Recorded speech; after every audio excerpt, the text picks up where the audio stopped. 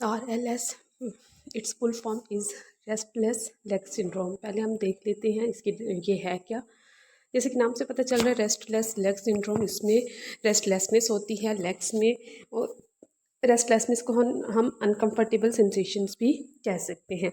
अब अगर हम इसकी काज की बात करें, इटियोलॉजी की बात करें, तो हो सकता है ये इडियोपैथिक हो, काज इसकी अननोन हो। काज अननोन होने की वजह से इसका कोई प्रॉपर ट्रीटमेंट भी नहीं हो सकता।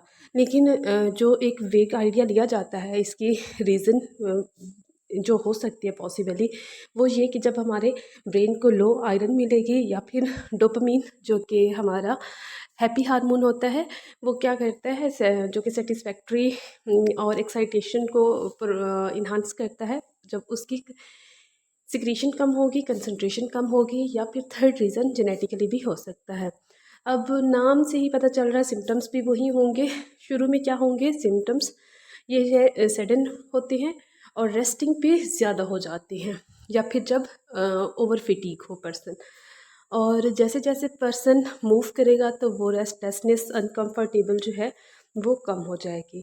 सिम्टम्स जो है जनरली इवनिंग में होती हैं। अगर हम टाइम ड्यूरेशन की बात करें, जैसे मॉर्निंग स्टिफनेस होती है कुछ कंडीशन में, ओए की बात कर लें, आरए की बात कर लें, तो इसमें जो सिम्टम्स होती हैं वो इवनिंग में ज़्यादा होती है। इवनिंग में मतलब नाइट टाइम ज़्यादा होने की वजह से प्रॉपर स्लीप नहीं होगी, तो वही स्लीप डेप्रिवेशन, और फिर उसी की वजह से जब नींद पूरी नहीं होगी तो डिफरेंट फर्दर जो कॉम्प्लिकेशंस हो सकती हैं, हाई बीपी, डिप्रेशन और सुसाइड्स, ये सारे इसके फिर फर्दर कॉन्सिक्वेंसेस हो सकते हैं।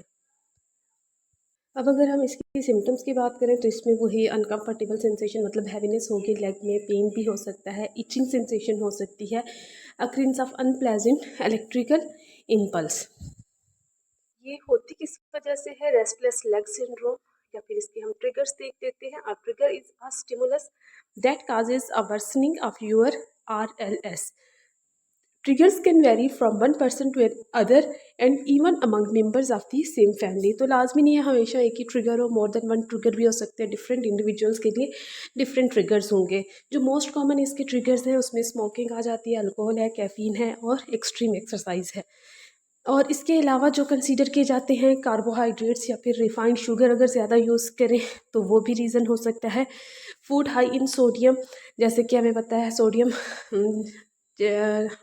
डाइट हाई इन सोडियम जो है वो ब्लड प्रेशर का करती है, हाई ब्लड प्रेशर, तो उसी की वजह से फर्दर ये कॉन्सिक्वेंसेस हो सकते हैं। और मेन और मेजर जो रीज़न होती है वो है इमोशनल स्ट्रेस।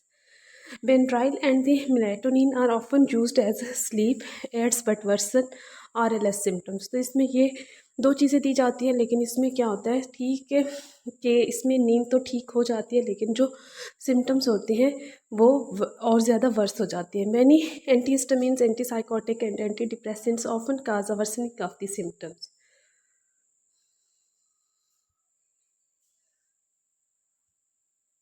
नेक्स्ट हम इसकी ट्रीटमेंट की बात कर लेते हैं। तो इसमें बाथिंग एंड मसाज आ जाता है। Soak your legs in a warm bath and massage your legs to relax your muscles.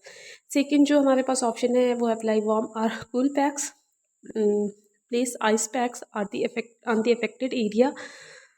You can also try placing heat on the affected area. Third जो ऑप्शन है वो है हमारे पास good sleep hygiene. Practice good sleep hygiene, have a comfortable sleep and get at least 7 hours of the sleep every night. Exercise आ जाती है। Engaging in an regular exercise may help relieve symptoms of the restless leg syndrome. और last thing, avoid caffeine avoid caffeine avoid caffeinated products including the chocolates, coffee, tea and the soft drinks. Natural relief की अगर हम बात करें तो उसमें जो है डाइट मॉडिफिकेशंस आ जाती है। वेजिटेबल्स डाइट ज़्यादा रखनी है, लीफी जो प्रोडक्ट्स होते हैं। और सेकंड चीज़ क्रायोथेरेपी, मतलब वही आइस थेरेपी। जो क्रश्ड आई है वो अप्लाई करनी है, प्रॉपर एक्सरसाइज करनी है, नाइट जो रूटीन है अपनी वो ठीक करनी है, प्रॉपर स्लीप लेनी है मिनिमम 7 आवर्स की। और कंसीडर सप्लीमेंट्स, क्योंकि इसकी एक रीज़न आयरन डेफिशिएंसी थी।